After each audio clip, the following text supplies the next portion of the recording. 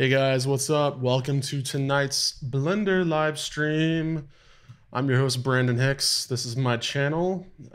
So whether you're watching from Picarto, Twitch, or YouTube, please subscribe, follow, and you know the drill. I would really appreciate the support.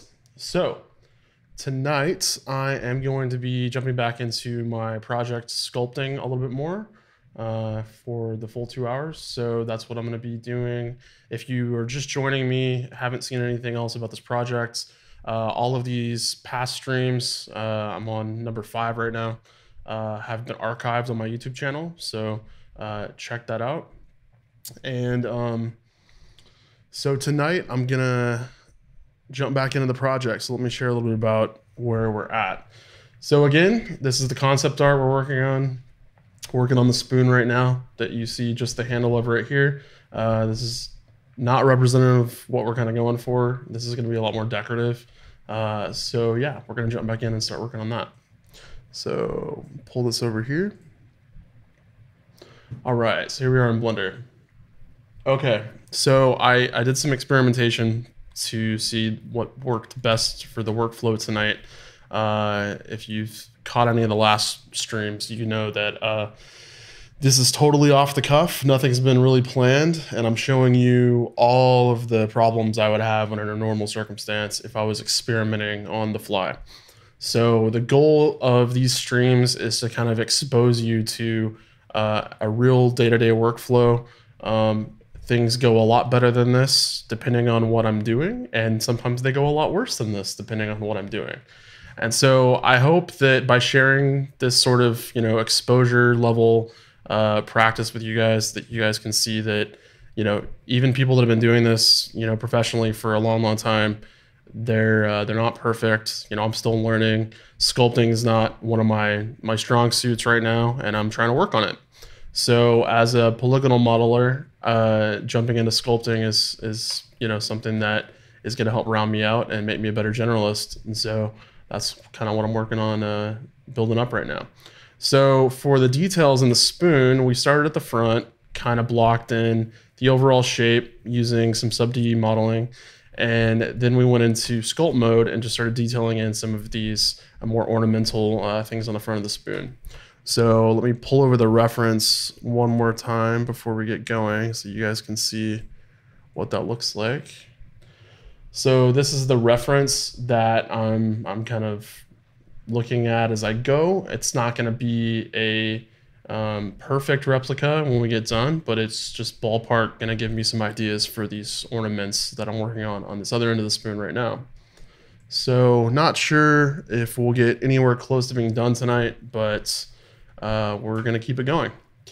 So what I've been doing is trying to block in some geometry for this end of the spoon and trying to really control the density so that I'm not getting too insane before we jump into smaller levels of detail. So today I went in and blocked in some of the rest of this so I could add some more of the flower ornamentation around here, just getting the big forms in, and then I went back in a few minutes ago and created some geometry here. If you were watching last night, you know that I went in and modeled some of this, and then Blender crashed on me and I lost all of it because save, kids, gotta remember to save. So I fixed that, and let me kind of explain what I'm gonna do now. So I'm using a Sculpt Tools add-on that you can find on GitHub if you're interested, and it's not bundled with Blender, but it's free.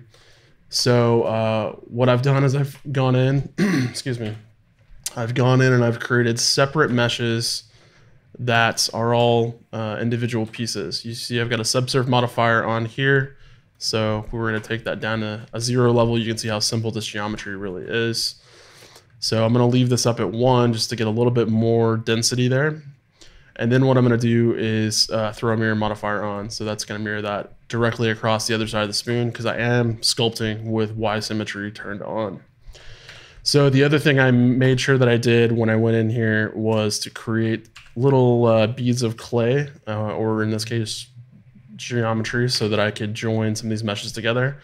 Because I know that once I get back into joining this up to the spoon, it's going to be hard to get all of these little crevices join back up.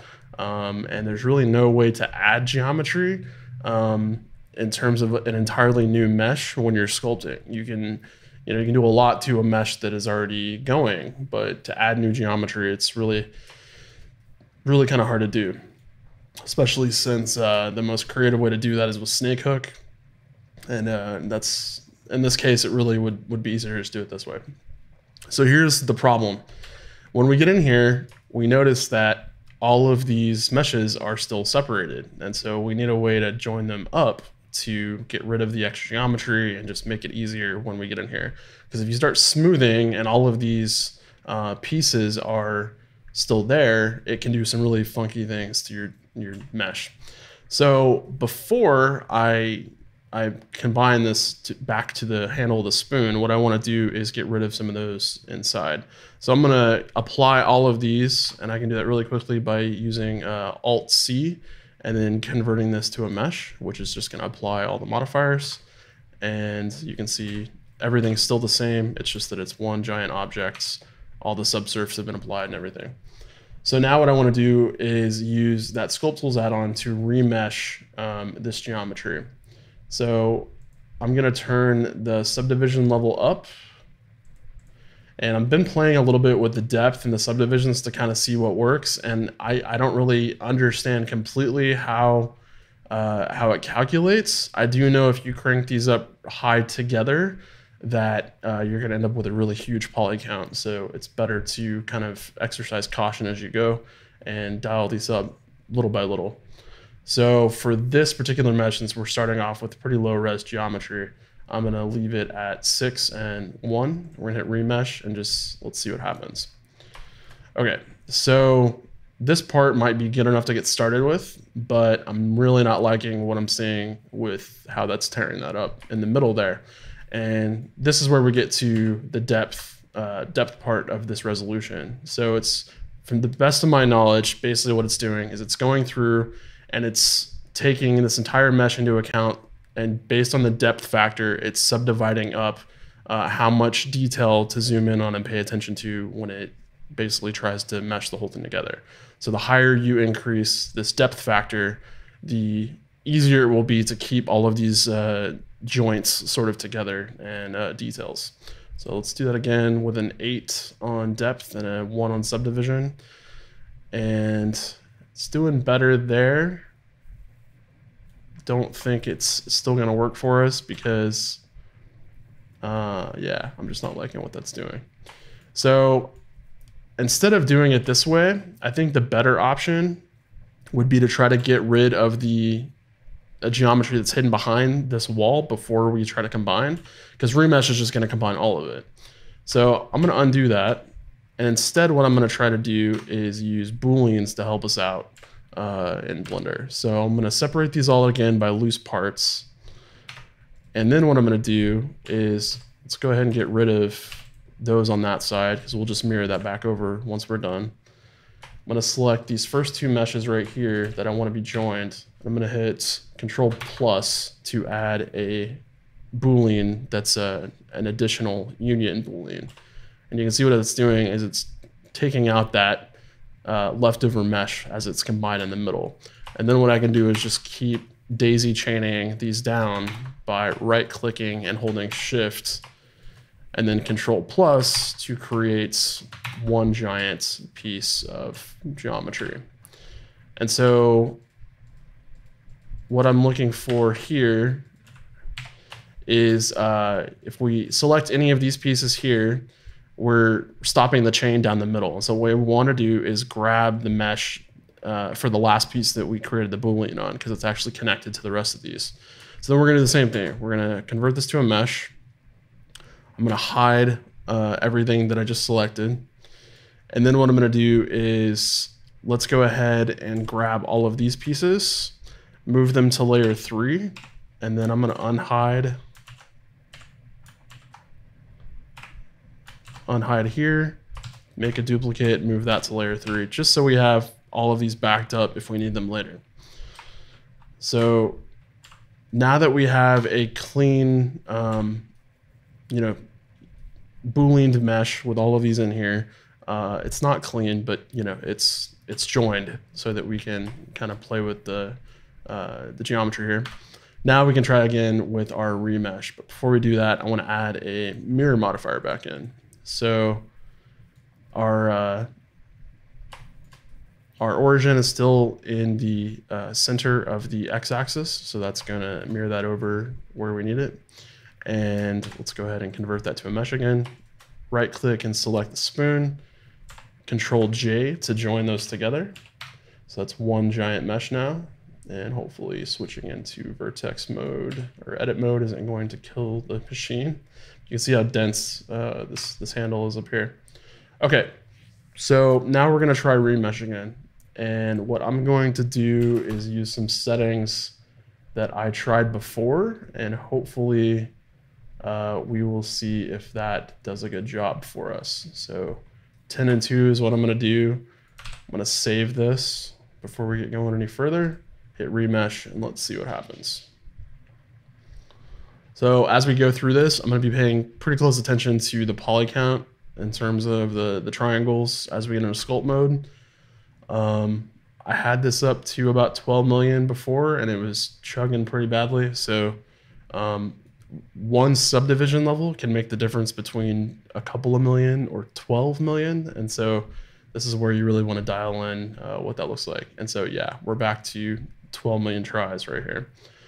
So because we took the time to join those seams together with a Boolean operation, you can see that that's relatively clean. And when we use our dynamic topology, that's gonna clean up even better.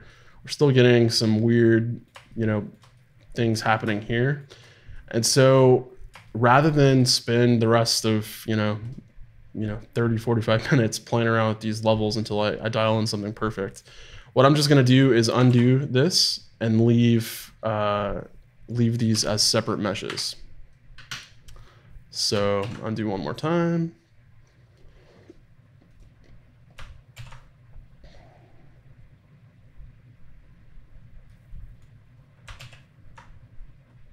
Want to get back to before it was joined up. There we go.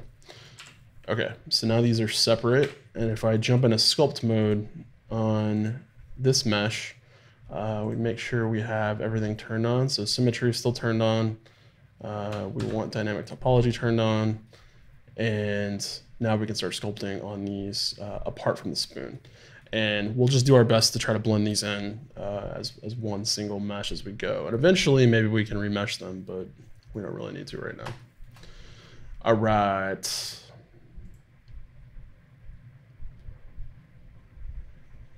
So I'm looking at the reference.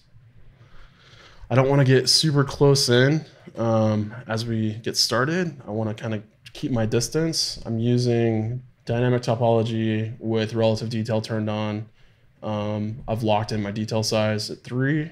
And as long as I don't zoom in and out a lot as I'm trying to keep my detail, when I'm sculpting this first pass, it should stay pretty easy to maintain. So first thing I'm going to do is jump in with a flatten operation, and let's smooth this out as we go to see where we're at. So there's already a lot of geometry here, so maybe we can set this to a lower level and then kind of smooth as we go.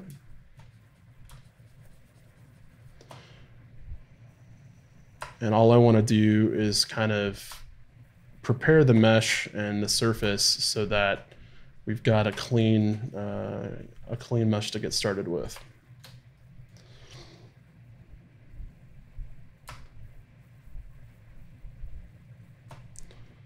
Okay, so there we go.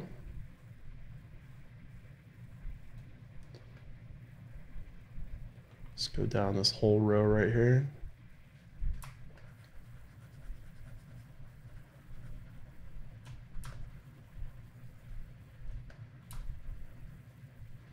And I'm just holding shift to smooth out. So no matter which tool you have selected, if you hold shift as you sculpt, you can use the smooth tool. I feel like a lot of those shortcuts are brought over from ZBrush, but they're not the same. So pay attention to that if you are a fan of ZBrush.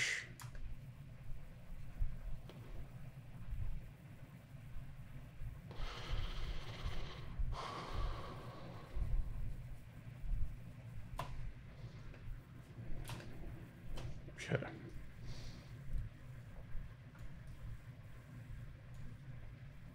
So to get in here, since we've still got those separated, I can just switch into local mode by using / and the numpad. And again, don't zoom in too far because it's going to just start adding tons of geometry. Or if you do zoom in, make sure that you go back to your detail size and you turn that up as you zoom in to compensate. The other method you could use is not use relative detail if you like to zoom in and out a lot as you're working, and instead change this to one of these other options here.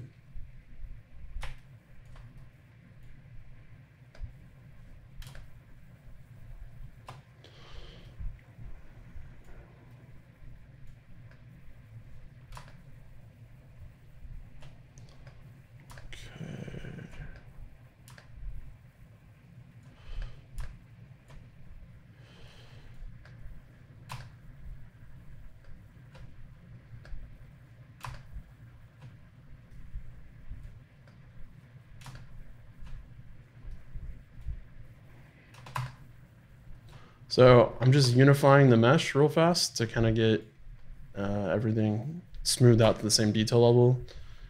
You can do this multiple ways. I'm trying to do it manually right now because I want to make sure I keep control over how much I add where. It's really not going to make a difference on these back portions, but I just figured I might as well go ahead and smooth those out too to get started. I like the way those are joined. That's going to help me out a lot when we get back into trying to match the detail from the photo.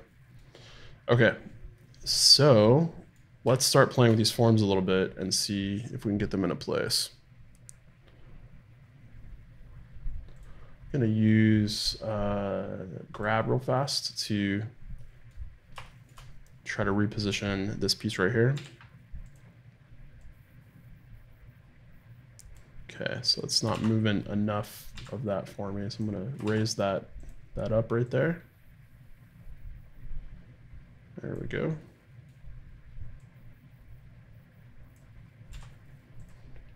I want to dial that back in and compensate. Check the reference again. There's a lot going on in this piece, so it could take quite a long time to get all this dialed in terms of the detail, but slow and steady wins the race. I spent quite a bit of time making sure that this under mesh for this spoon handle was in place the way we needed it to be to get to this point. So you don't want to speed through this. Blocking in is probably the most important part of the sculpting process. So don't underestimate spending the value of spending a lot of time at this level, because it can save you a lot of headache later.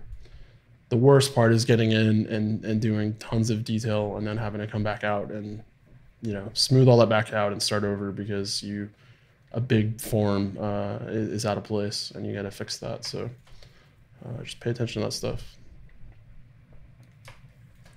Okay, I'm going to start up here and start getting this into place. So you can see now that I'm zoomed in closer, it's adding more geometry here. So if I were to smooth this out now, see how much more dense this is compared to this over here or the spoon. And just being aware of that as we go is important.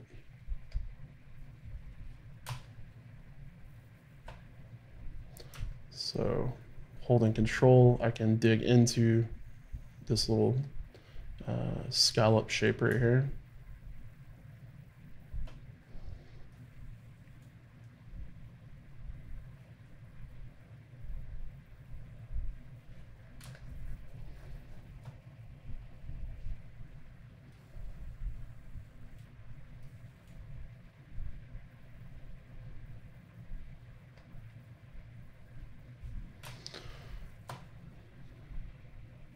Okay, I want to taper this into the side over here. And so I might just grab this.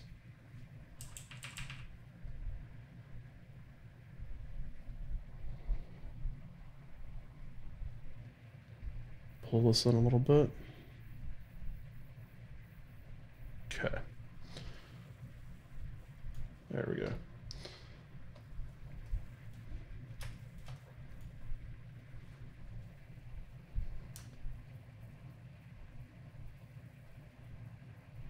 So now, because we're zooming in really close, it's chugging a little bit as we start to add that geometry. So I want to dial back our detail size to kind of compensate a little bit. So by turning that up, it's gonna lower the poly count.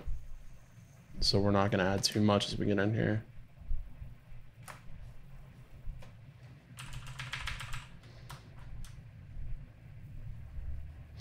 Also, good tip is not to leave the brush size really, really large. That can really slow things down as you go. So it's good to smooth out big areas, but it can kind of make things tough to deal with. Okay, so this is going to be tough in here as we kind of get down through here, because these are kind of symmetrical in a way, but we are not going to be able to use symmetry because they're kind of off axis, and there's not an easy way to do that in this case.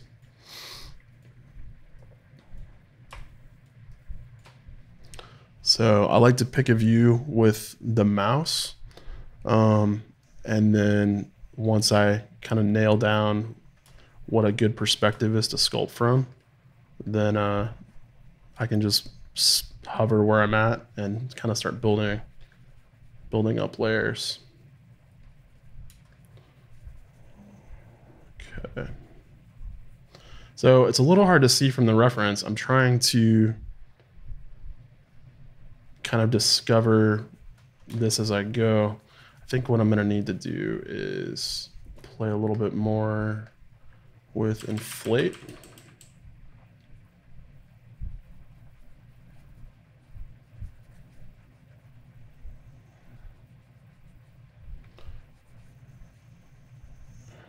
And I've got it turned down to a pretty low setting, so I'm not really gonna go crazy with this. There we go, it's a little better.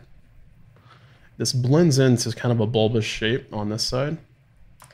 So add a little bit of inflation there, smooth this back out. And then I'm gonna look and see kind of how that tapers in. So it looks like we have scoops kind of digging in on this side. And this side like that.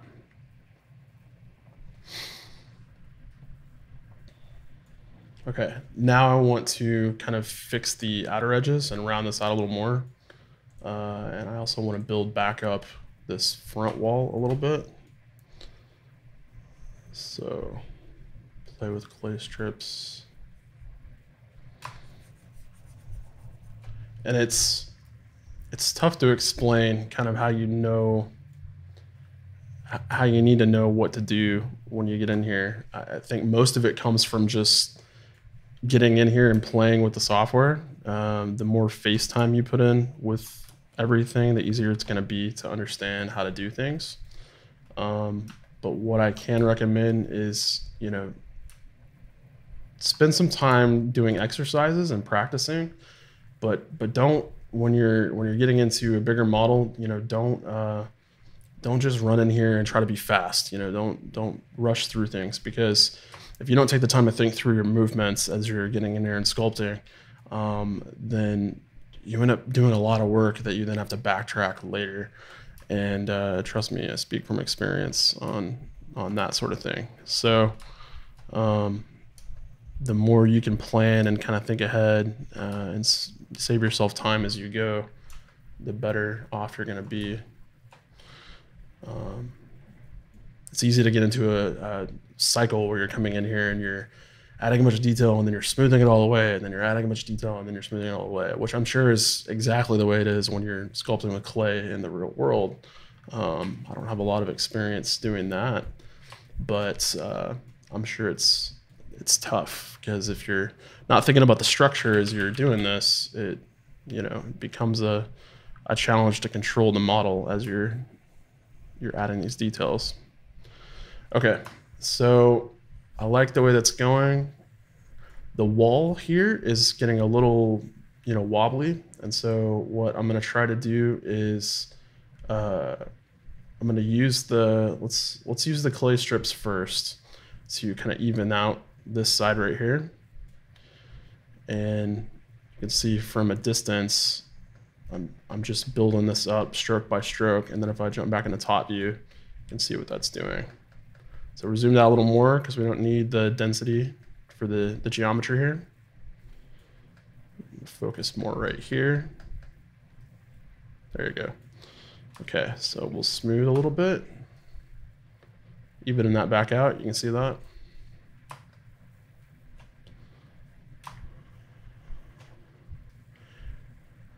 Okay, and now we get a little bit further out than we need to be, and we can go back into flatten and then flatten this back down. So now just jump in here and really smoothly kind of pull this in. So I've got this turned down, so it's not going to just eat away at the mesh. You can see what that's doing. It's evening that back out for us.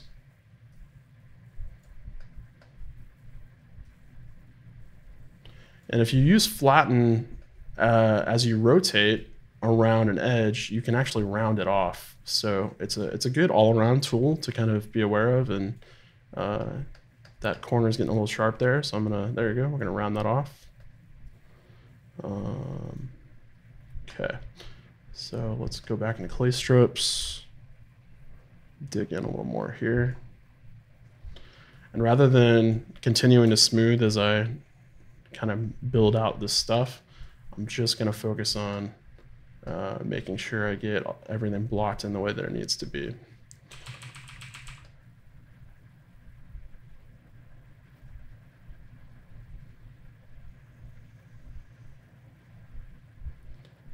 Okay, so we're adding some bulge here with inflate. Okay, slight smooth. Let's make this bigger. There we go.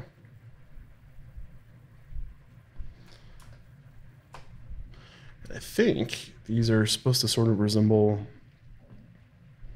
well, they're definitely ornamental, but it's they're sort of organic in nature.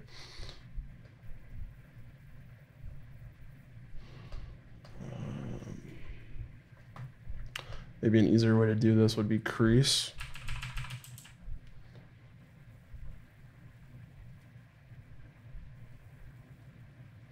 Like this. So just with 2 strokes, you can see how fast that was. Go in here and flatten out these inner walls here.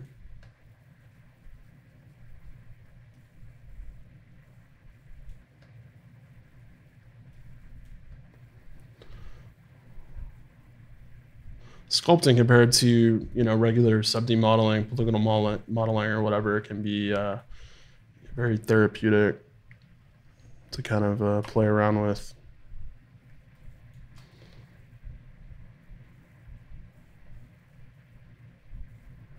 Okay, I'm going to work on this bottom wall a little bit.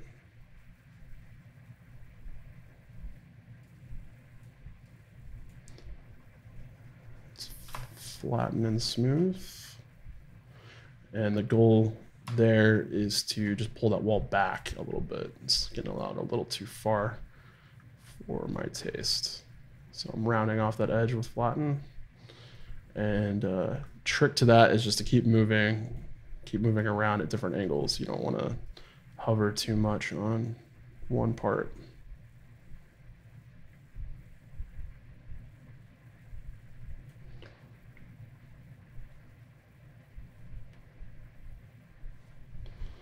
Okay, it's getting a little too dug in there, so I'm gonna pull that back out.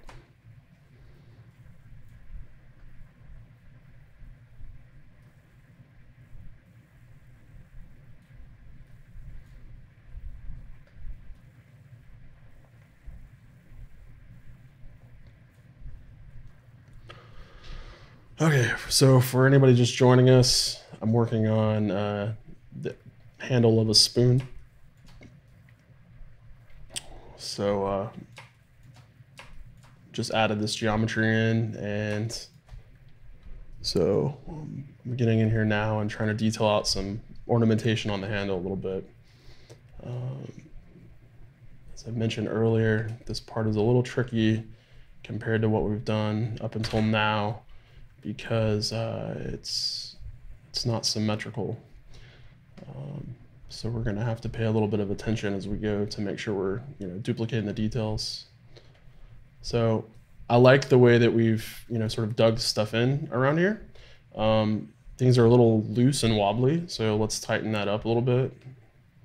So we'll get in here and use pinch on the bottom of this trench to sort of make that a tighter, squeeze, just like that.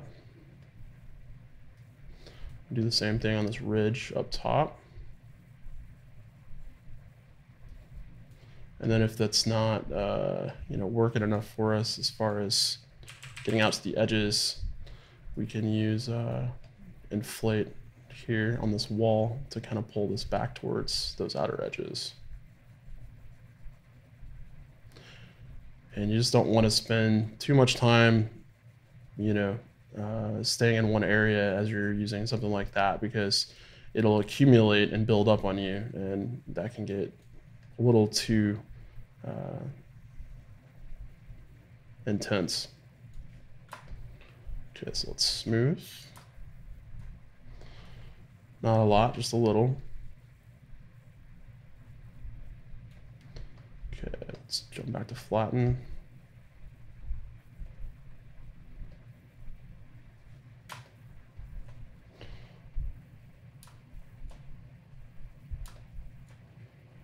Okay, let's see.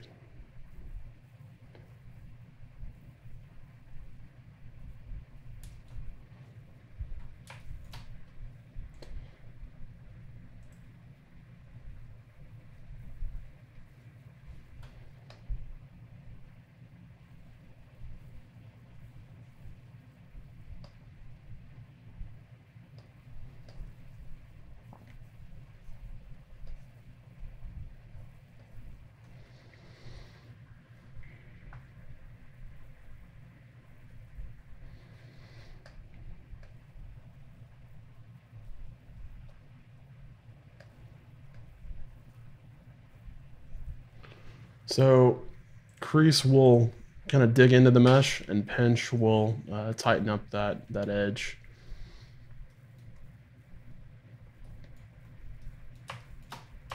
We'll of course have to go back and do subsequent smoothing passes and tighten everything up as we go towards the end, but goal here is just to get everything kind of layered in and blocked in accordingly. So from this point forward, my goal is to kind of stay a little further out, and I'm just gonna circle back around a little bit and get in here with clay strips and try to set up the layering for all of these pieces. So there's a distinct layer from the reference that I'm looking at, and I want to make sure I capture some of that depth. So digging in with control here to kind of give an extra edge here.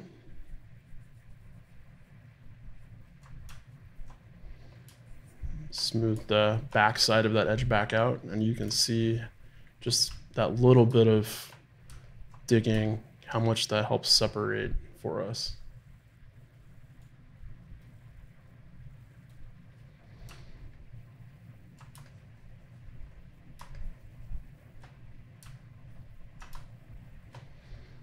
So leaving the front edge where it is, and then digging in using that back edge. And we're gonna keep doing that, give a little bit more layering back here. So one more time, let's dig in. Use multiple strokes to do that, smooth. Paying attention not to collapse those walls too far, because we're gonna have trouble bringing those back. We'd have to use something like inflate to get those back from the dead, so to speak, if we were to push that too far. So we don't want to do that. So just by doing that, you can see what we've got, and then quickly we can run through with crease to kind of dig in a trench along this right here to just emphasize that split in the mesh.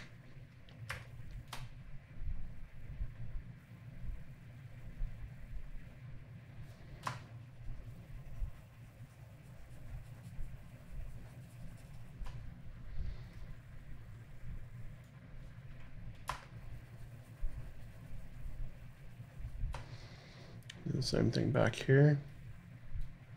As much as possible, you want to try to do this in one stroke on things like this so that you can keep everything at the same depth without too much trouble. It's really not always possible to do that. You could probably use the the tool we talked about last night. Excuse me.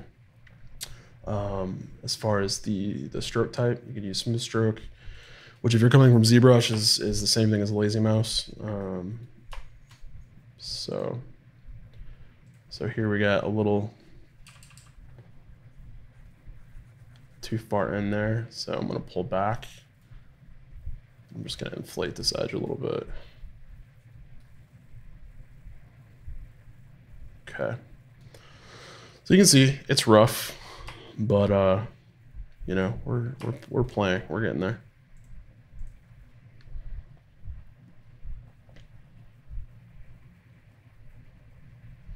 I'm actually going to kind of join this back up in the middle here.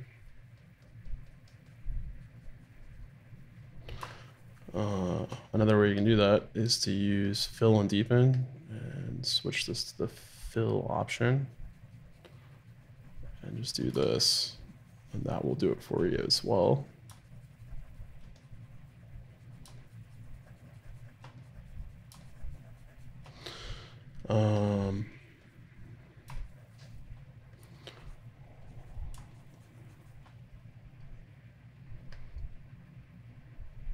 All right, let's dig in a little more.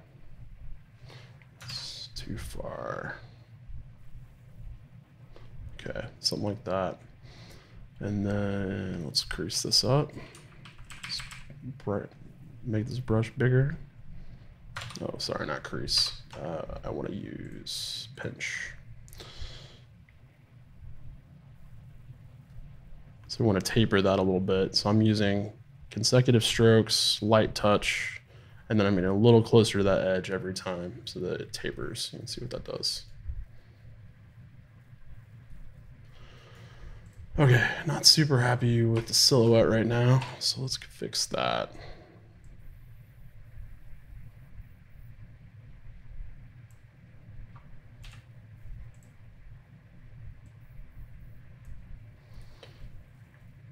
Okay, that's better. Let's see if we can pull this whole thing into the side a little bit.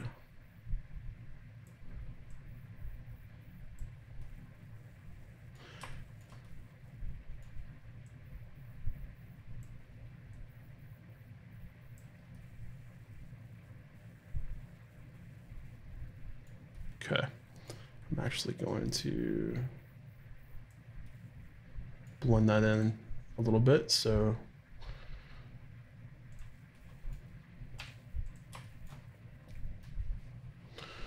let's dig. We'll add here, and then I want to dig away. Smooth.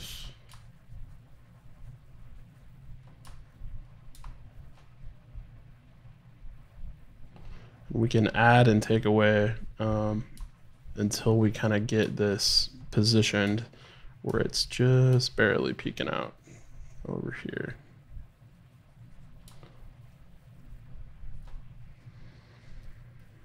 There we go. Now it's kind of blended into the side of that mesh. And as we go back and smooth the handle out a little bit, it'll help that out.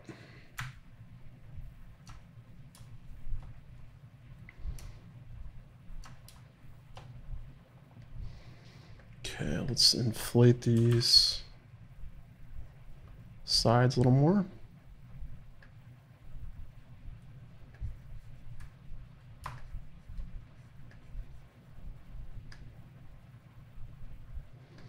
There we go.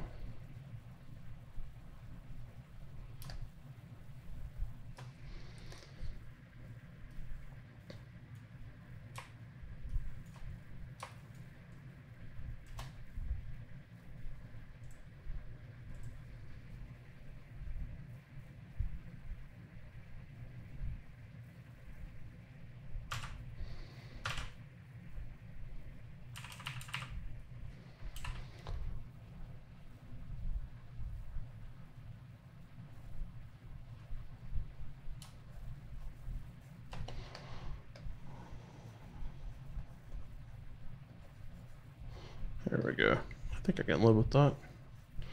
Crease this up on the side, kind of as a final tweak here.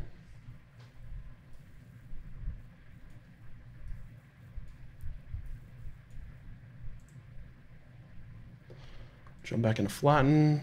Now we're going to smooth these, the curvature of these walls back into a good place.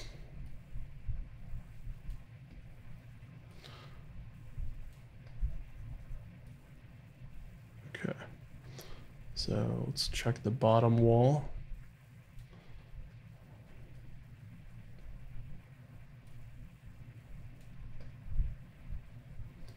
I'm going to pull some of that material back there. It's still sticking out a little too much for me.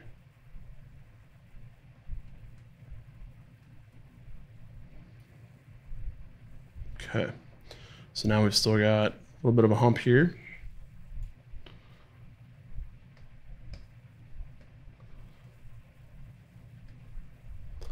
Little by little, dialing it in.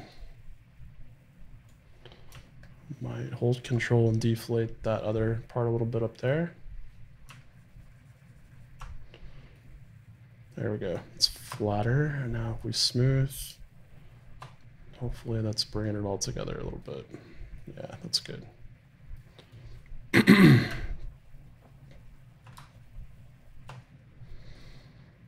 Okay. So now what we can do is play a little bit with the grab to try to sort of bend this in a little bit more towards the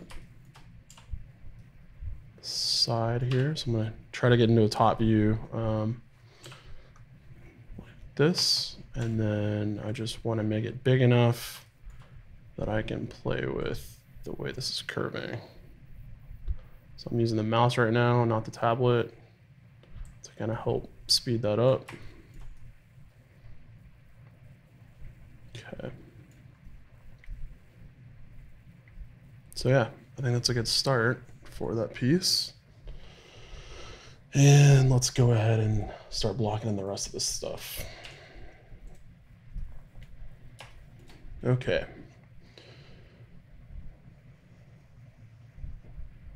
So we've got some pretty big, excuse me, some pretty big flourishy sort of things happening around the design here. So I'm just gonna start nailing in these layers so that we can be sure that we're starting off from a good place.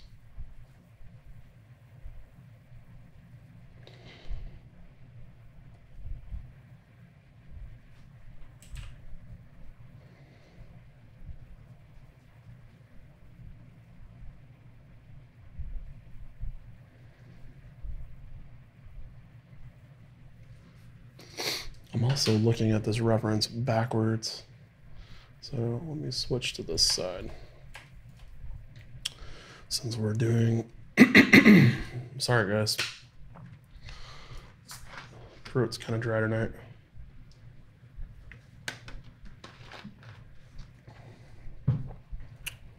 Since we got symmetry turned on, it doesn't really matter which side that I sculpt from. So this should be a little easier to see.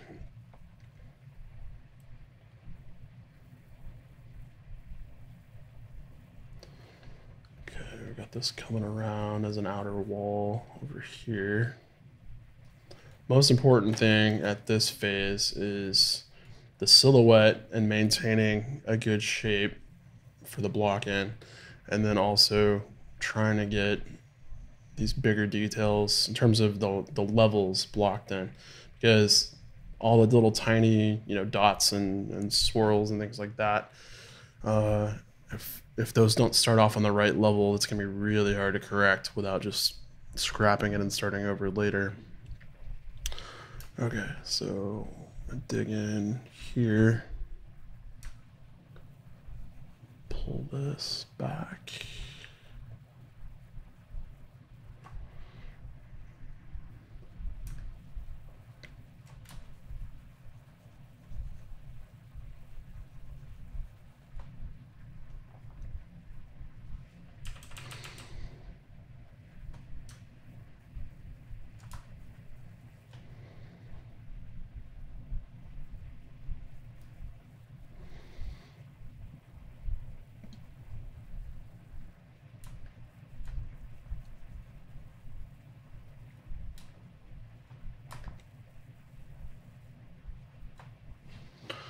Okay, I'm gonna lower my detail level just a little bit to give me some extra to play with right here, because there's a lot going on. So there's another piece here that is kind of swirling around. Leads right into this wall and joins back up with this outer edge.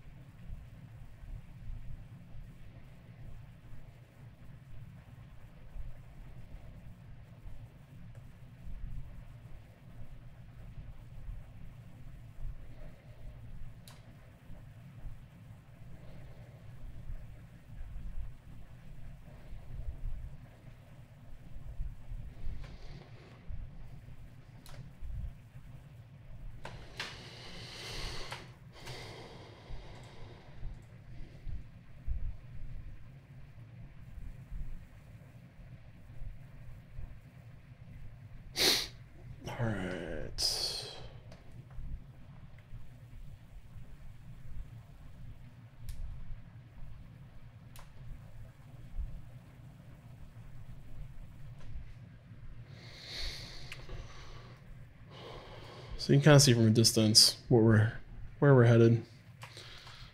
Long way to go, but it's all right.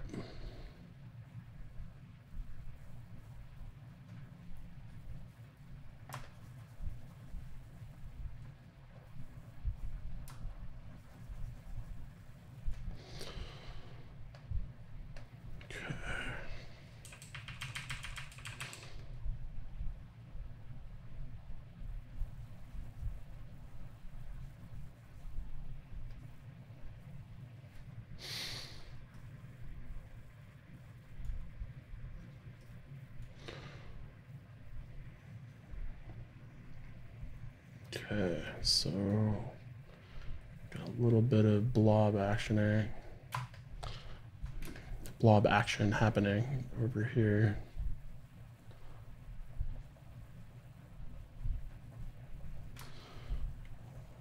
So just working up the geometry until we get it to a good place, smoothing and repeating. Let's dig in a little bit, make sure we don't get too close.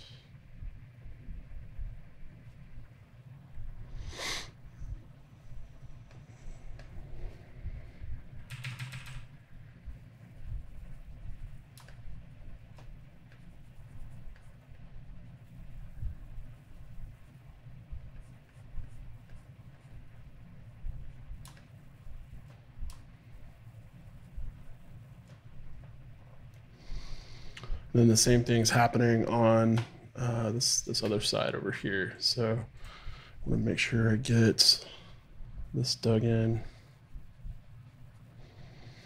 Zoom in a little bit.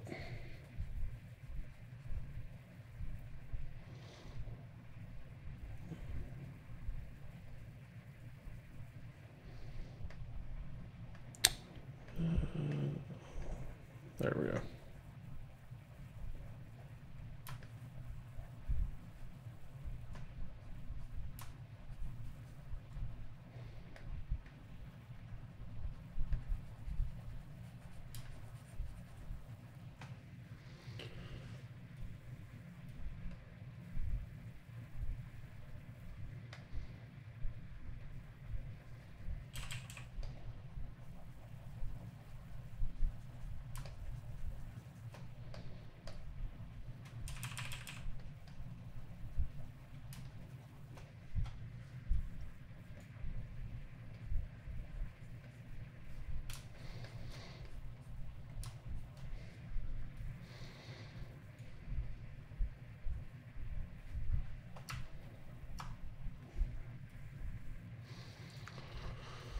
All right, let's see.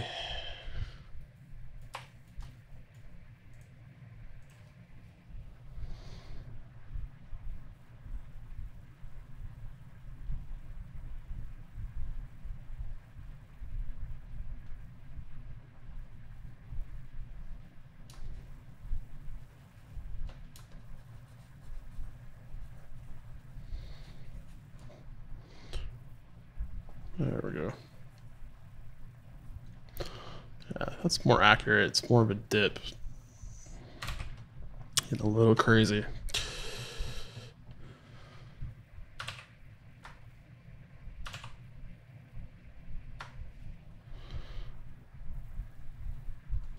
Okay.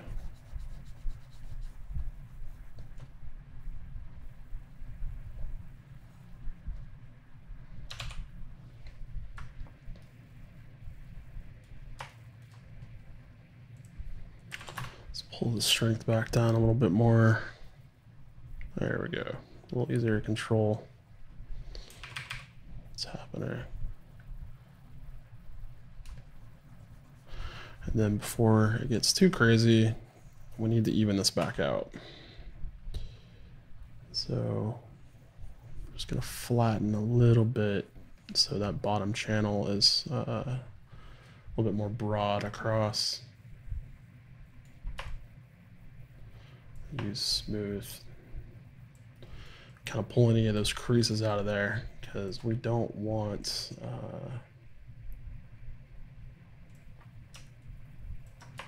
We don't want there to be any sort of edges in the middle of this.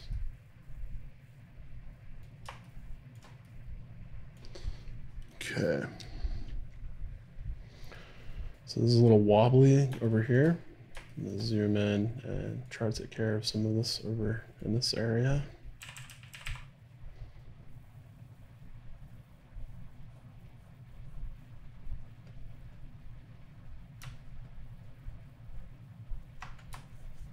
It's really just this constant tug of war trying to make sure that the areas that are supposed to have detail stay that way, and that you're not wasting too much energy as you try to dial all this in. So paying attention to this curve around this shape here.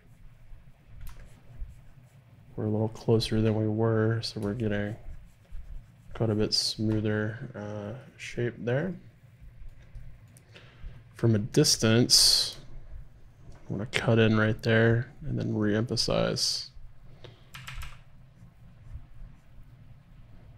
how that's coming down and across. We're losing some of that trench, so let's pull this back through right here. Smooth a little bit. Okay.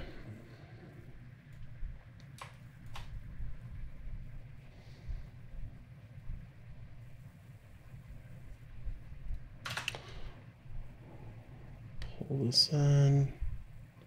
We want to just a taper sort of exit over there, and the way we can kind of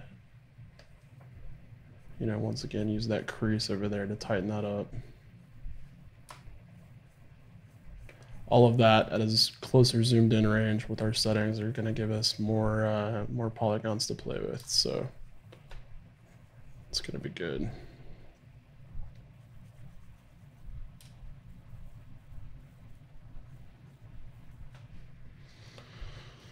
There we go.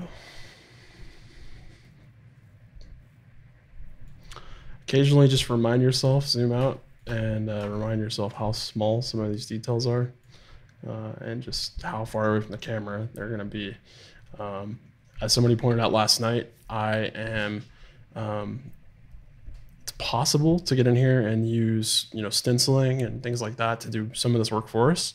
In this case, there's so much depth and dimension happening with all of these different pieces individually that unless you're just talking about doing the dots to make those uniform, maybe some of the flowers here or there, if they were, you know, relatively flat on a surface, that might work.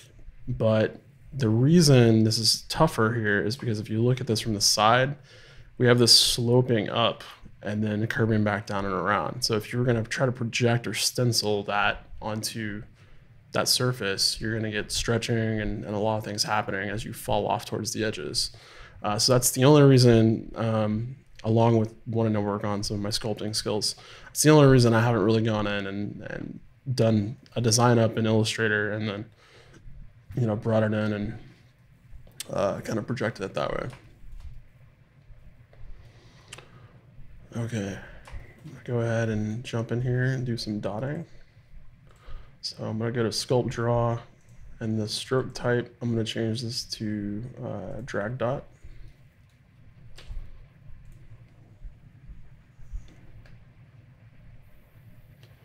And then let's play with where we want this to be. So right now the strength is too low for that to be where we want it. So let's just dial that in until we're happy with what's going on there. I think I'm going to want to change the curvature too. Yeah, because we're still on the smooth stroke, so that's still not enough. Let's pull up all the way, and then I'm going to take the curve. I'm going to change this to a round shape here. So we're just trying to get dots. So now if I left click and wait a few seconds so that Blender catches up with me, I can drag out a circle or a dot somewhere on the mesh. So see what that's doing. Now that's obviously too much, and what I might want to do here is pull this in so we're actually getting something like that in terms of the fall off. That's a little better. And then let's pull this back down to somewhere around there. And just checking the reference one more time. Let's say the dots are somewhere around there. Okay. Starting at this end, I want to have a dot over here. Come on.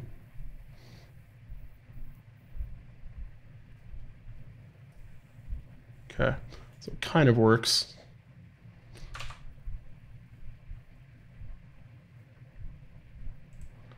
I'll try this instead and see what we're getting here.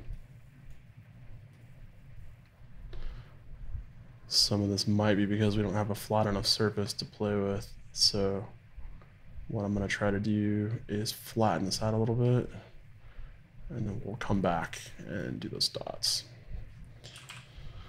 All right, so flatten this edge up.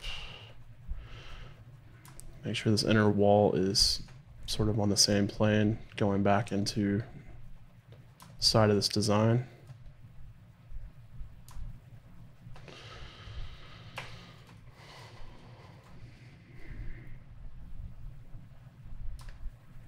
Something kind of like that. And then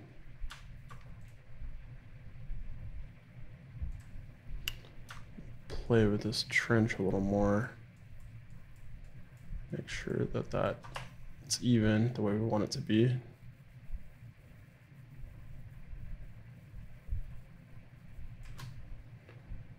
And I might even flatten the bottom of this out a little more than it was. So we've got something to kind of put these dots on.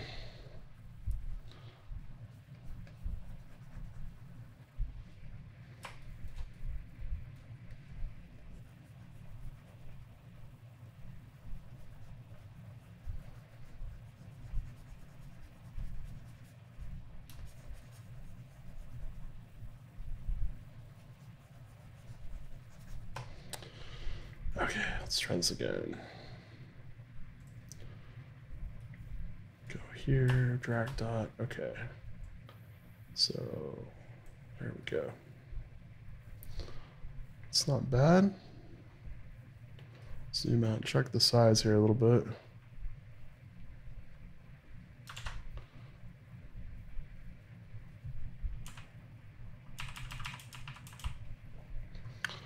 I'm gonna lower this down to 2. We're getting kind of small here with the details. And we might try,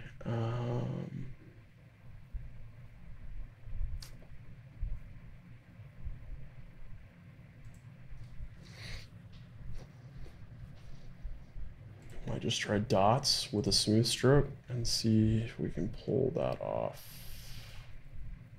Okay, so the spacing needs to be a lot further apart there.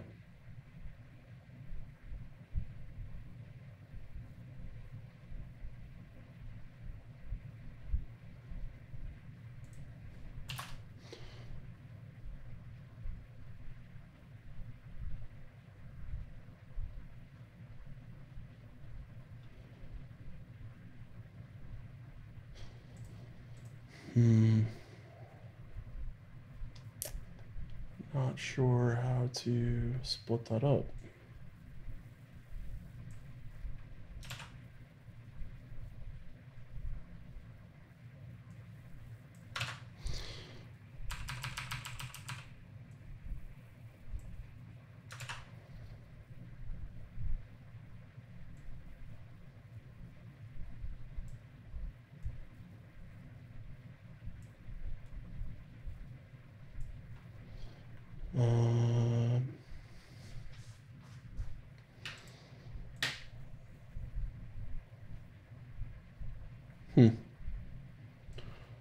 Jitter a little bit, I guess. That's not really what I want.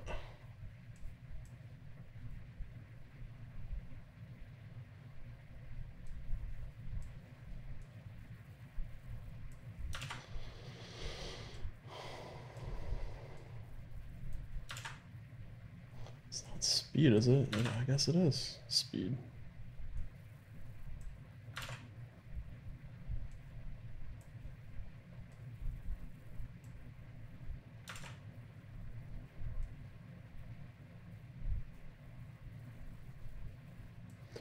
Well, maybe, maybe not.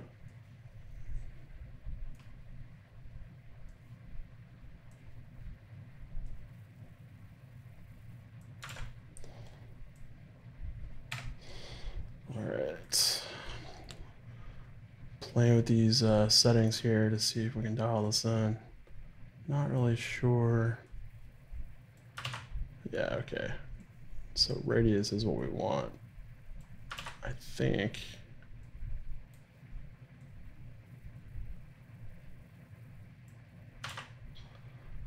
Maybe I'm wrong.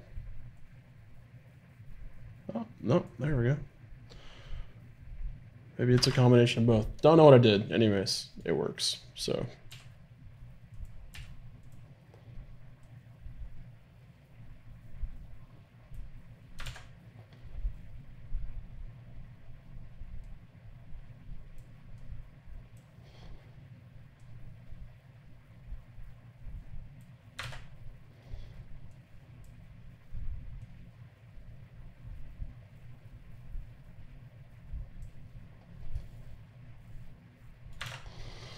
We'll get this eventually. It's where you start questioning whether or not it was just faster to paint them all separately to begin with. Okay, that's getting closer. Again, I wonder if there's a better way to get that round dot happening. I think we're just gonna have to go in and manually tweak whatever we decide to do. All right, we're getting close. Come on. Yeah, close.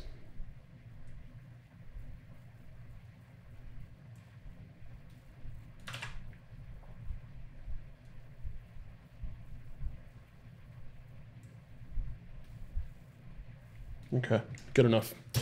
All right, so now let's get in here and play a little bit with these.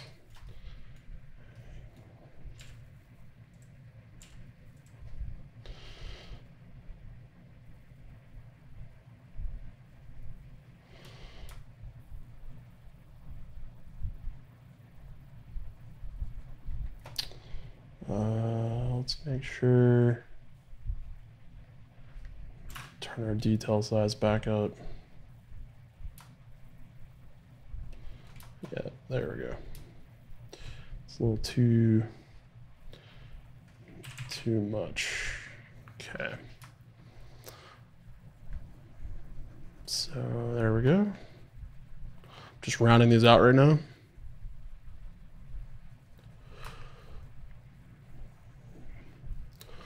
See, we got some people in chat. If you guys want to ask anything or just say hi, I'm listening.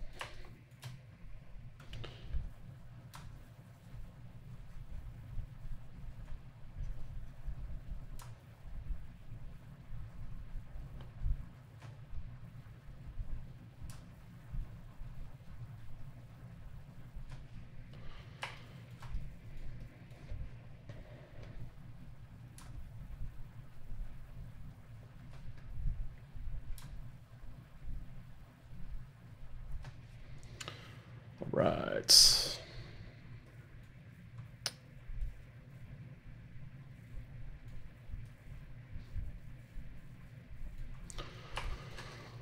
Okay. We're in time. Okay. About 45 minutes left. So let's keep chugging.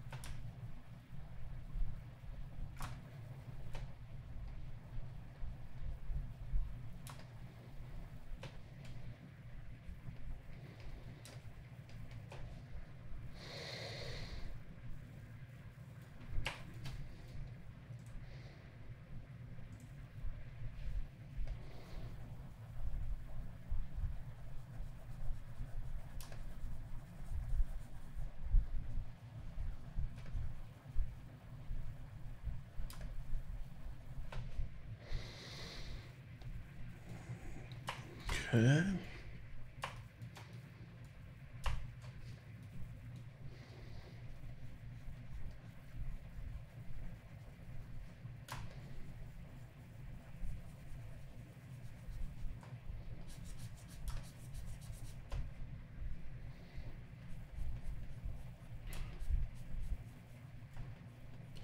So I'm just going back and grazing each of these areas with inflate. And since we're zoomed in closer, we're adding a little bit more geometry, which is helping me smooth things out a little bit.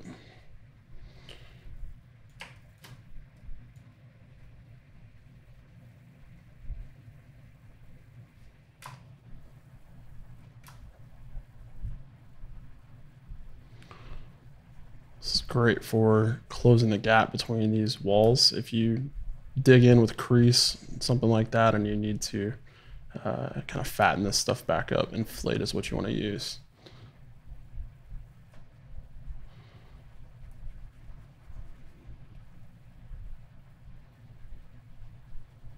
It's not the only thing you're going to use, but it's an option. Not really liking the way this right here is not kind of bulging out the way it would.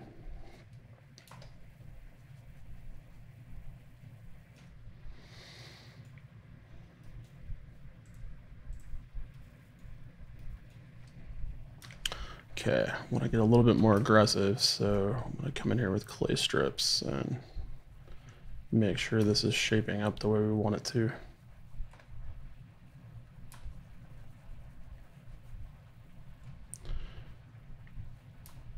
Just really want to emphasize that these are sort of like beaded up shapes that you'd get from a water droplet or something like that. And it's tough because you want to keep this surface smooth on the top, and then you want to have these really sharp defined edges where it hits the rest of the mesh. Okay, so rather than going back in for the next half hour and just focusing on tightening up the walls and the creases and all that kind of stuff right now, I'm gonna just try to block in some of the rest of this material over here. All right, so I'm gonna pretty much leave it on clay strips and then pick a zoom level. And let's play. Okay. So as I go, I'm kind of referencing the photo over here.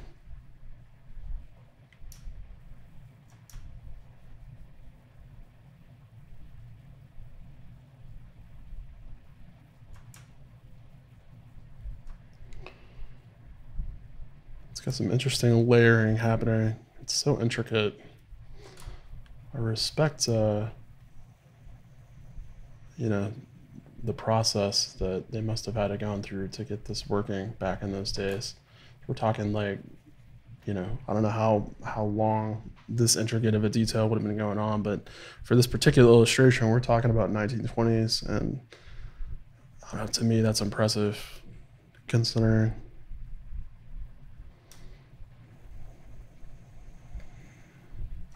All right, so rather than try to just scoop all this out, I'm gonna grab a big giant crease and run it through this section here. Actually, let's undo that.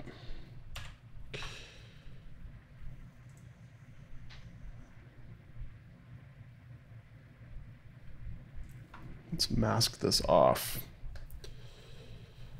And what I'm gonna do instead is maybe pull this in a little bit. So we've got an entire section that's kind of concave in through here. So I'm gonna invert this mask. Check the grab brush.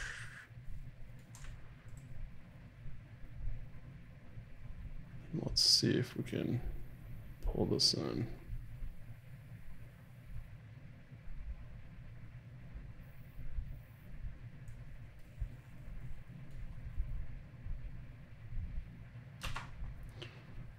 Okay.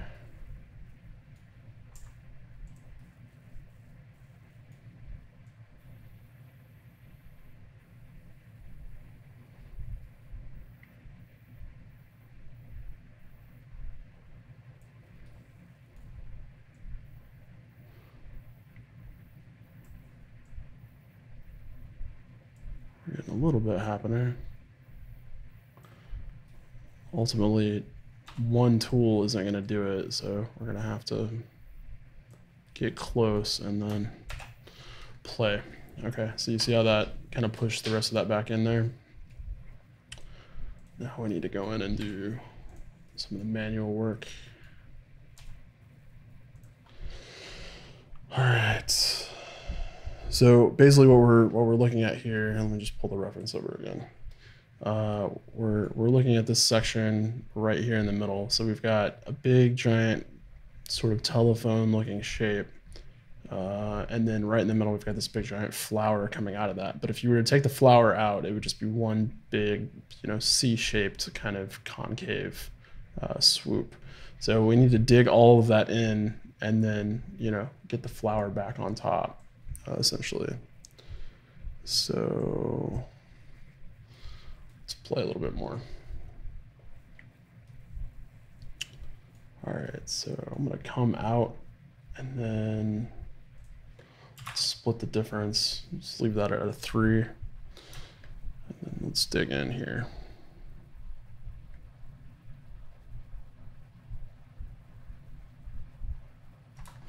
Smooth a little bit.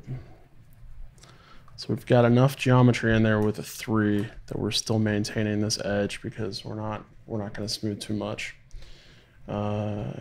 So make sure we do the same sort of thing down here. We get this kind of carved in.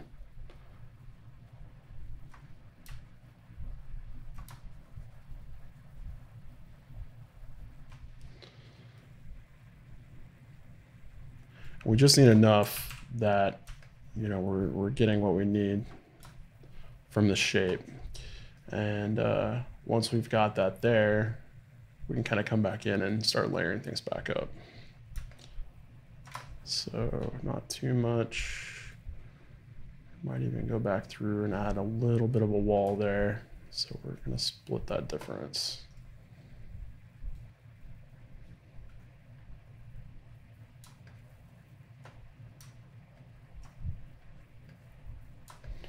There we go. All right. Okay. So now that we've kind of dug that in, we can go back in and add some mass for the flower. So I'm gonna use blob. Kind of just pull some of this big clay in the middle out in the center. It's 3-dimensional, doesn't go above here, so we just want this middle to be kind of pulled out.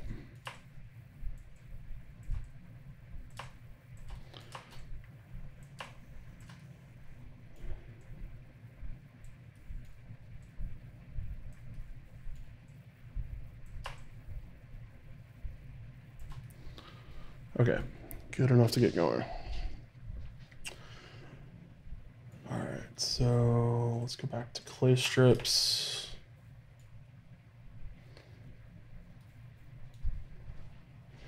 This actually blends in. There's a little channel that runs all the way through to this outer edge on the back. And then that's filled with those dots. More dots. All right.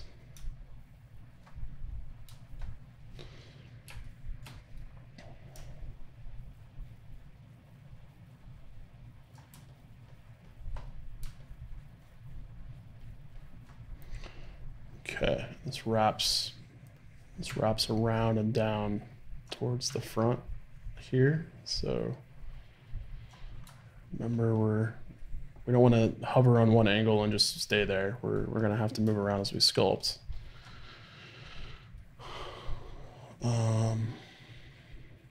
One of the other things I'll mention too, as we're kind of going, is you don't want to, typically when you're sculpting, you don't want to be in orthographic view. So I haven't really checked that recently. And then I like to keep this at 50 millimeters because that tends to be what the human eye sees. So that flattens, and then you want to be out of orthographic. So something more like this is normal.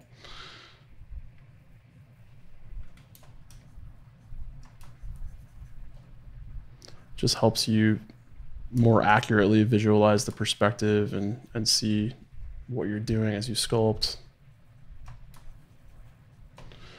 All right.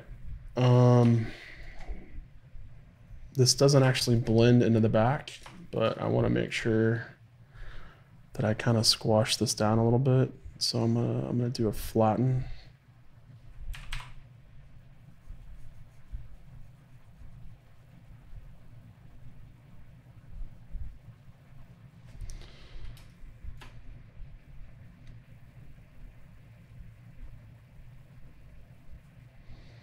Okay, there we go. Even this out with a bit of a flatten as well. We may want to come back in and beef this up again, but for now, that will help kind of define that edge.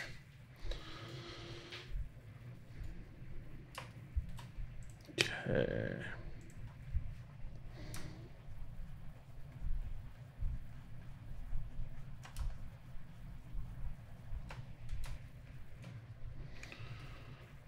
So that is that.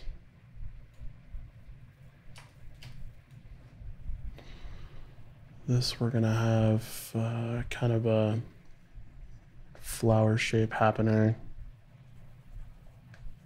in through here. Got a bit of a dip back in there. Another flower shape happening. And again, it's just they're adding lots of little details that have different layers, so you can, you know, get a better feel for the detail. There's also some interesting swirly things that are coming around there. And you can see how loose I'm keeping this. I'm not trying to detail this out right now, but the bigger forms that these details are sitting on is what's important to me. So making sure to utilize the whole space here. And again, I can't see under that, but I'm assuming there's some things going on in there that we'll just have to play with.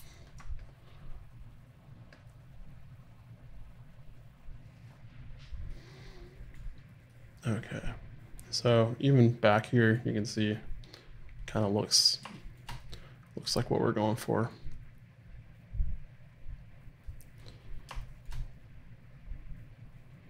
Okay, let's block in this other one over here. Let's save. We haven't saved in a while. Not gonna happen tonight. All right. All right, before we kind of get going on this, the shape of this one is a little wonky, so let's grab this.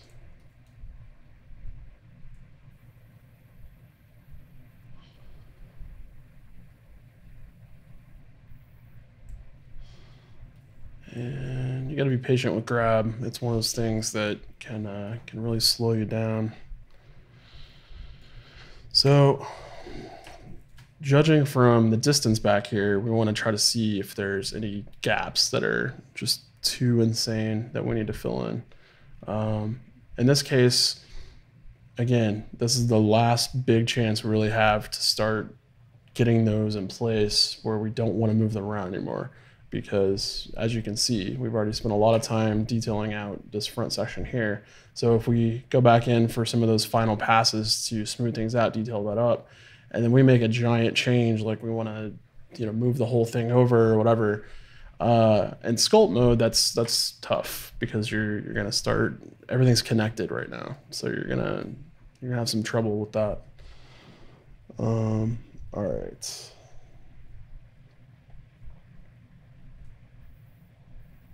So I'm gonna pull the inside of this in a little closer so that we're kind of reshaping this a little bit.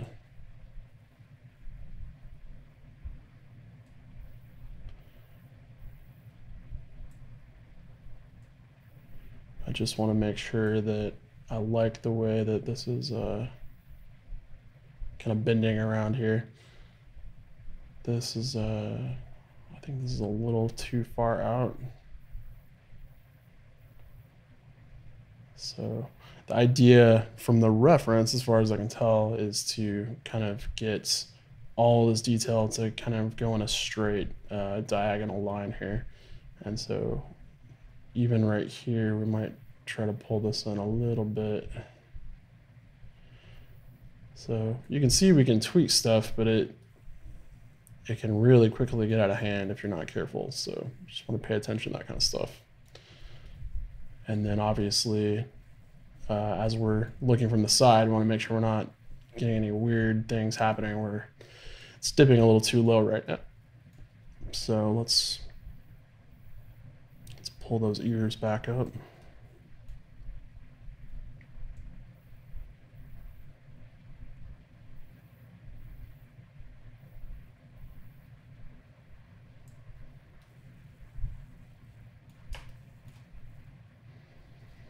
Okay. I also like to make sure as I'm doing something big like a move or a grab, that I'm looking around to make sure I haven't jacked with any of the existing geometry.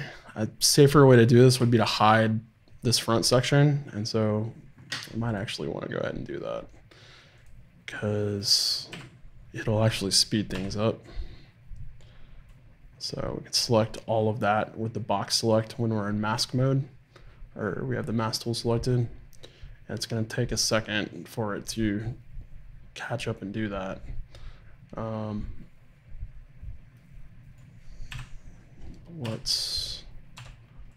Let's try that.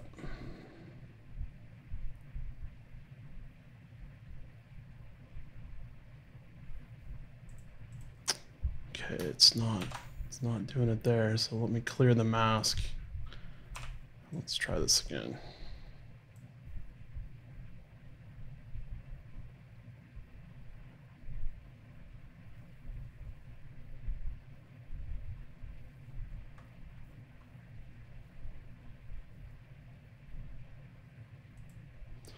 So I'm going to switch off dynamic topology, see if we can get a little bit better result here.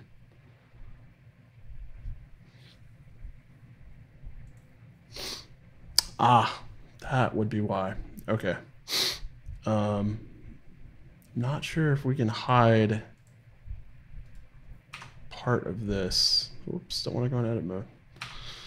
Not sure if we can hide a part of this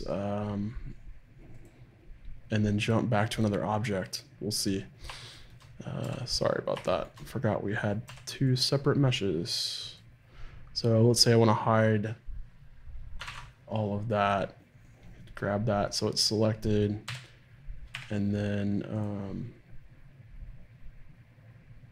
hide masked. Okay, so we want to actually leave that inverted. There we go. Now we jump back to object mode. Yeah, it's going to come back. So not an easy way to do that with them separated. Okay.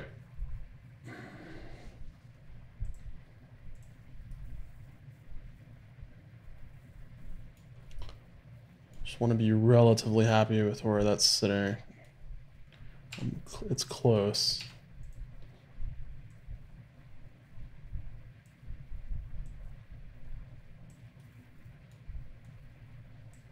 So that sped the grab tool up quite a bit, which is interesting.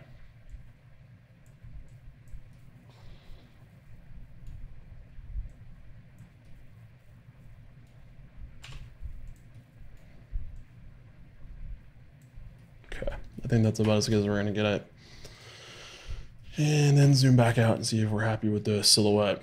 And by that, I'm talking mostly about the outer shape, obviously, but all's in the negative space as well. So if we switch into another matte cap, something that is a little easier to see, black and white maybe. I don't know, there we go. Okay, so you can see from a distance that we've got some interesting things happening with these holes here and here and here and there. And that's kind of what I'm paying attention to make sure that, you know, we're not destroying that before we get started. So I want to even this out a little bit right here, and then we'll be kind of good to move on. Something like that. Okay, yeah, and the rest of this we'll smooth out as we go. All right.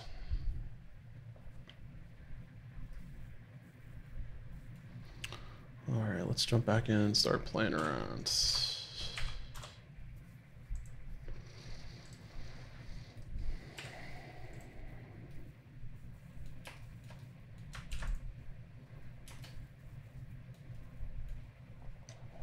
Now, this shape actually comes up quite a bit over the top of the edge of the spoon, and it blends in with this giant flowery wreath sort of thing happening on the rest of the handle, which comes so far up off of the handle that you can't even really see the handle anymore. So it turns into this giant thing.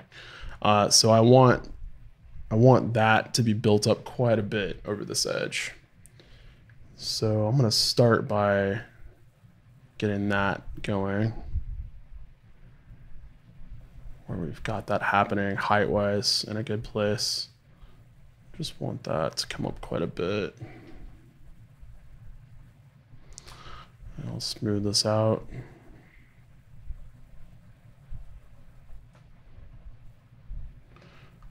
Added some geometry there. Okay.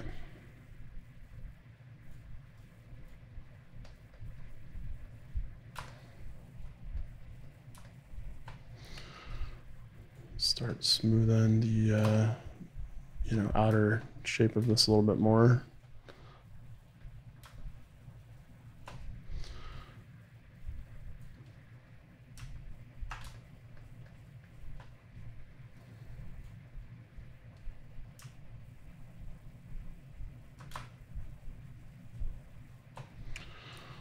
All right.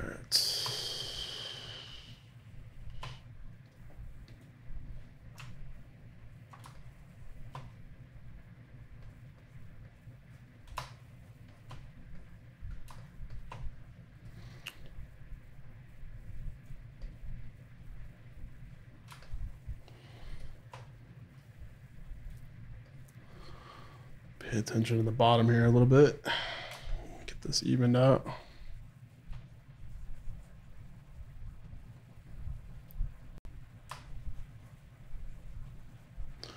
Depending on what your use is, this can be kind of an important part, so you don't want to just ignore it.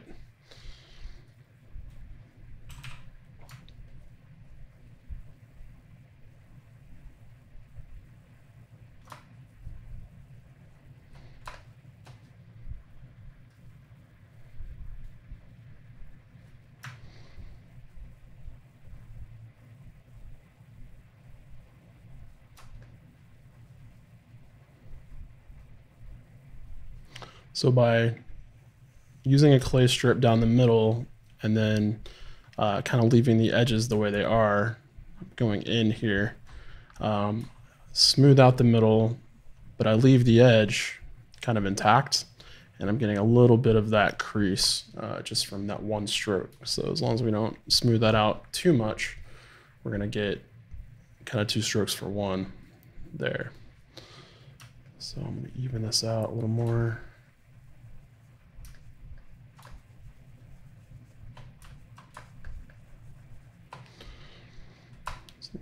Much.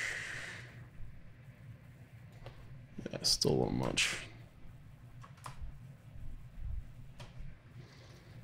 There we go. It's more even there. This is still doing some weird things back here, so I want to build this up.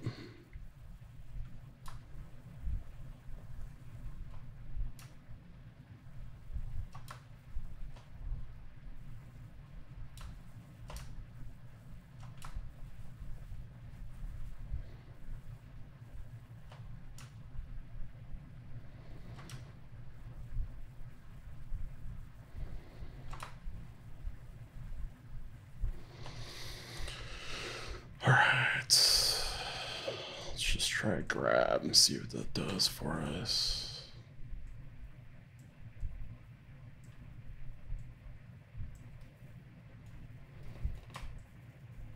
Yeah, it's a little better.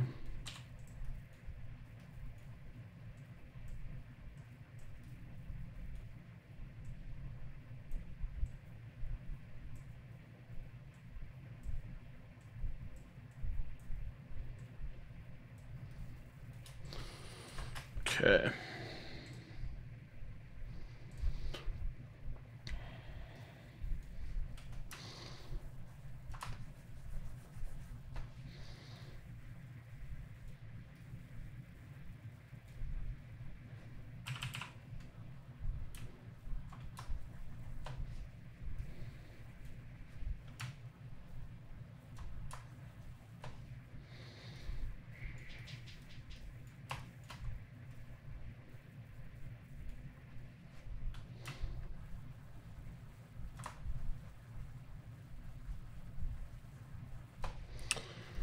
All right.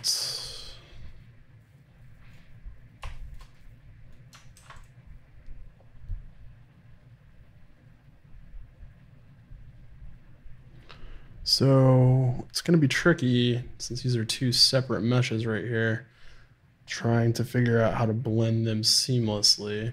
Here it didn't really matter as much because you know, they were welded on or, you know, soldered on or something like that to the side. And there's a pretty tight tight line there, but up here it's going to blend into the rest of this design. So we're going to have to pick a place to kind of seamlessly get those together. Right now we're still building up this shape, so it's not tall enough.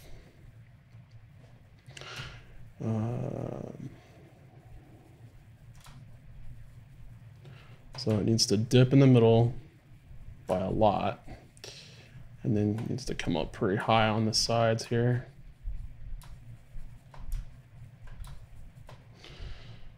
And if you look on the opposite side as you're kind of going, you can see what it's doing.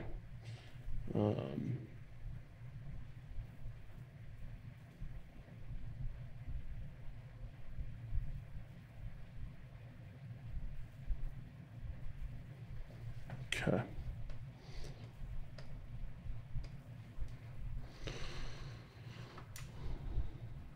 So I'm going to use a little bit less pressure.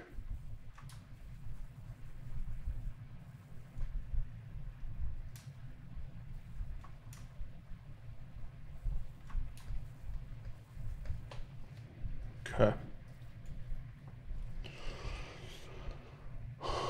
Looking at the big forms.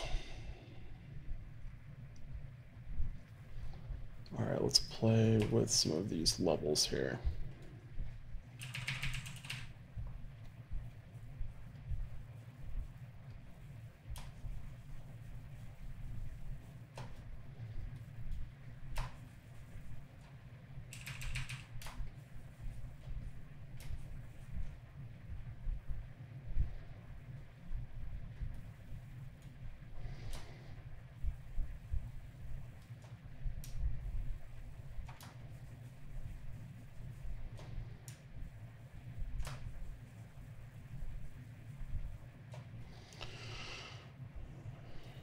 All right, so we've got some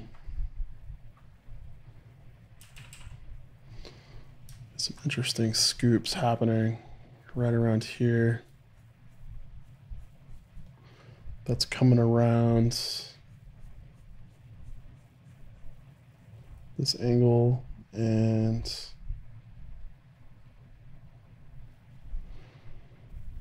I'm not sure how much I want to copy this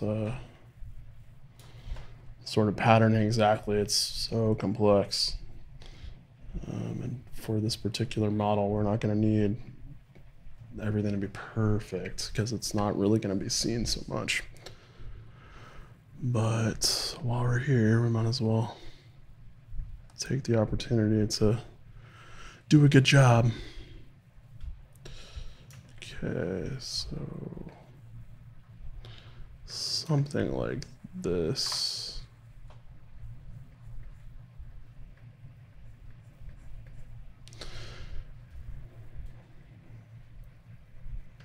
Okay, this is gonna come up enough to be pretty noticeable on that opposite side here. And then there's quite a big dig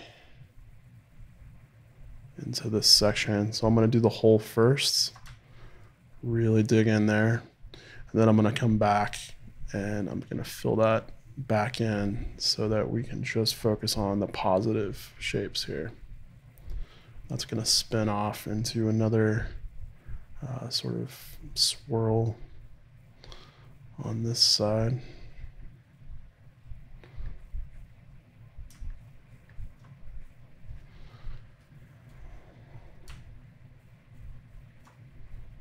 Okay, and if you're starting to lose definition, you know, take the time to kind of think through what you're doing. So it's pretty well defined. It comes around, and I'm just going to connect it back up with this side. Comes around, that's going to join back up over here. So rather than try to continually dig with the clay strip, I'm gonna do creasing. So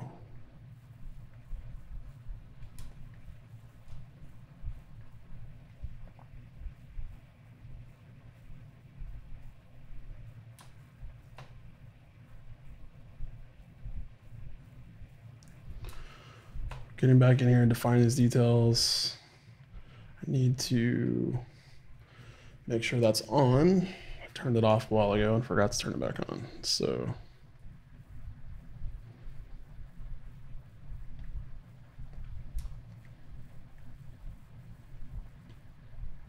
there we go.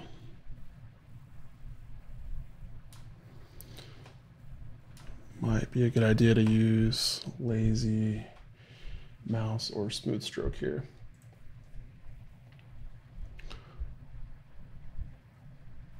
All right, so I need to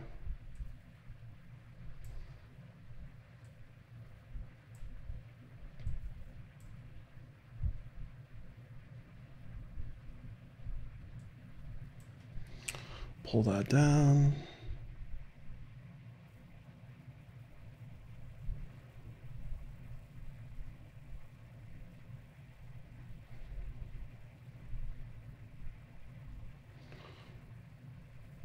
There we go. So now let's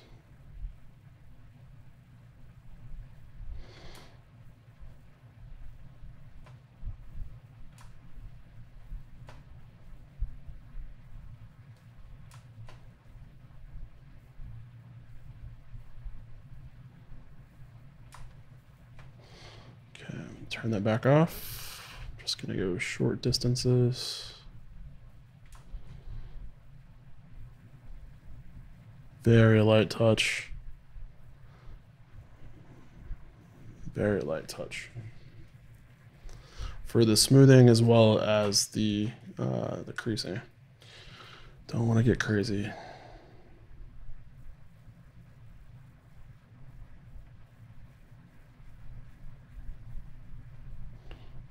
Okay, so pull this around. Jump back into clay strips.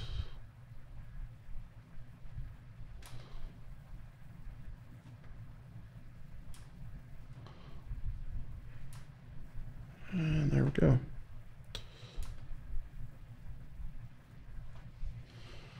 So see how that tightens that up in there? Makes it look a little bit better. I just want to round that off with a very slight smoothing, just like that. Okay, same thing down here.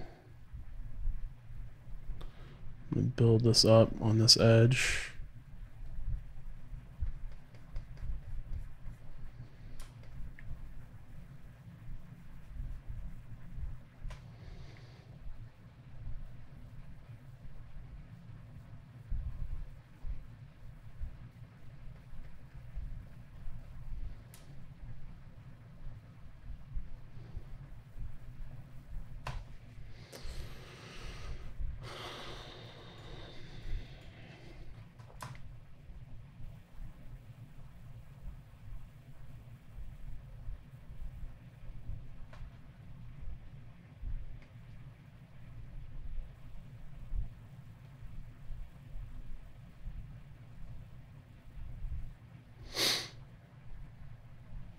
we go.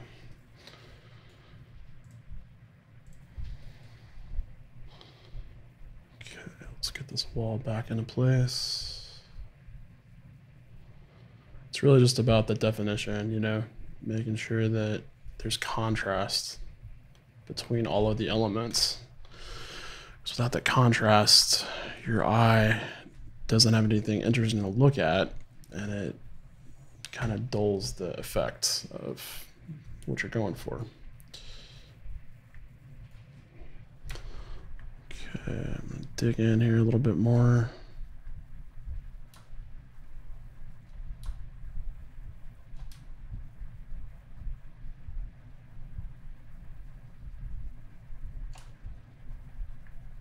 Smooth that out.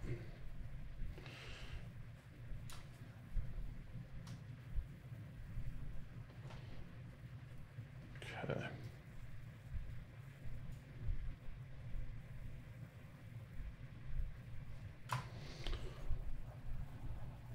So after you get into doing this for a few hours, you kind of start learning how to, you know, kind of play the game of give and take.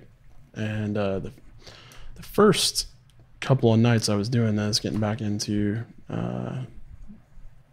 sculpting for this project, it was tough, walking that line where you kind of knew how far you could push it without it breaking apart and all of that. So just something to be aware of and play with. All right, guys, that's time for me tonight. So one last look. That's where the spoon is right now. One more time, I'll show you the concept art. So this is what we're making. This is the concept painting. So all of these models down here are finished. We just need to texture and shade. We're working on these models up here right now, and then I'll be coming back around for this amulet model as a separate part of a course. So that's going to be done separately, and I'll continue to do live streams tomorrow. I've got another one at 7 p.m. So tune in for that. Before I go, if you guys haven't heard, I've got a new training website for Blender. So if you're interested in picking up some new techniques, head on over to theorangeguild.com. It's an awesome new learning academy that we just launched, and you can sign up for a free account. I'll be doing new free tutorials that we can be adding to some free courses, things like that. Right now, I've got all of my existing training up. So the way it works is you can head on over to membership. You can become a guild member, and basically what we're offering is 24/7 access to every single course, workshop, tutorial, whatever we offer that usually costs individually. You can just pay one low monthly cost, and then you'll have access to all of it. So it's 24/7 access. You get assets you can download, all these project files. You can ask us questions on your own projects, your portfolios, so we can review them, things like that. So jump in there for that. It's $19 a month if you want to do the membership, or you can save a little bit and pay $199 a year, and then get it all out of the way at the first. And so this is currently what we have offering. We've got questions and critiques section for anybody that wants to pop in anytime and ask questions, and we check this really, really often. And then I've got all 4 of my Blender courses that I currently have up on other websites are now available at this website, and you can see them all right here. So if you're interested in learning Blender, we're going to update this one soon for the 2.8 releases coming out. That's the intro course. We've got a subdivision surface modeling course that I just updated, 2.5 hours of new content. So it's over 5 hours now. And these are both over 8 hours, I believe. So quite a lot of content. And this is a concept car, how to build it from the ground up. So I'd love to have you guys in the guild. Just launched, it's brand new. So yeah, head on over, and love to see you there. So until next time, I'm your host, Brandon Hicks, and I'll be back tomorrow night at 7 p.m. Central. So add that on your calendar, and I'll see you guys then. All right, guys. Have a good night.